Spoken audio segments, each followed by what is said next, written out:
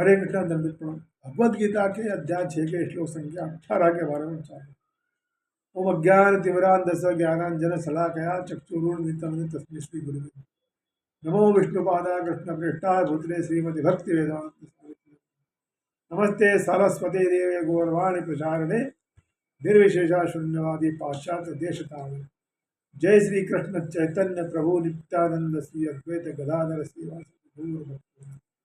हरे कृष्ण कृष्ण कृष्ण हरे हरे हरे राम राम।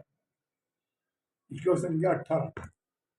यदा विनियतं चित्त मात्मन्ये वावतिष्ठते निस्पृह सर्वकामेभ्यो युक्त इत्युच्यते तदा, यानी जब योगी योगाभ्यास द्वारा अपने मानसिक कार्यकलापों को वश में कर लेता है और अध्यात्म में स्थित हो जाता है, अर्थात समस्त भौतिक इच्छाओं से रहित हो जाता है, तब वह योग में सुस्थिर कहा जाता है।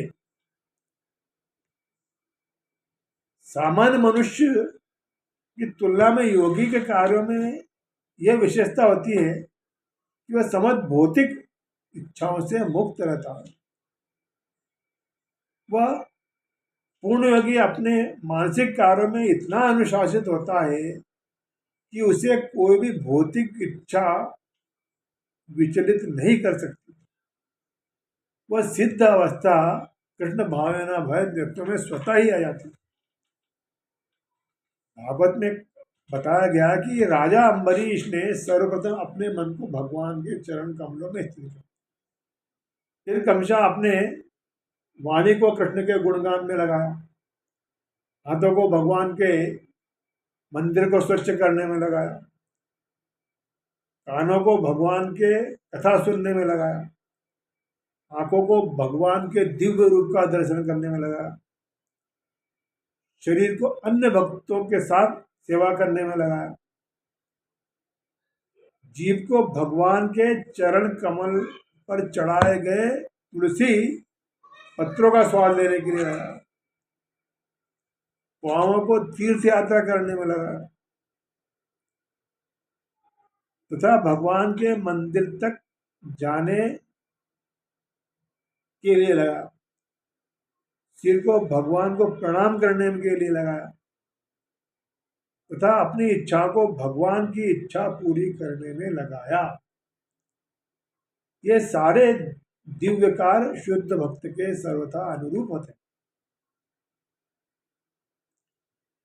निर्विशेषवादियों के लिए यह दिव्य व्यवस्था अवर्चनीय हो सकती है, किंतु कृष्णा कॉन्शियस व्यक्ति के लिए यह अत्यंत सुगम व व्यावहारिक है। जैसा कि महाराज अम्बरीश की जीवनचर्या से स्पष्ट हो जाता, जब तक निरंतर स्मरण द्वारा भगवान के चरण कमलों में मन को स्थिर नहीं किया जाता, तब तक ऐसे दिव्यकार व्यावहारिक नहीं बन सकते हैं। अतः भगवान की भक्ति में इन विहित कार्यों को अर्चन कहते हैं। इसका अर्थ है समस्त इंद्रियों को भगवान की सेवा में लगाना। इंद्रियों तथा मन को कुछ न कुछ कार्य करना चाहिए, पूरा निग्रह व्यावहारिक नहीं है। अतः सामान्य लोगों के लिए, विशेषकर जो लोग संन्यास आश्रम में नहीं है, ऊपर वर्णित इंद्रियों तथा मन को दिव्य कार्य की में ही लगाना चाहिए। यही दिव्य सफलता की सही विधि है, जिसे भगवत गीता में बताया गया है। हरे कृष्ण।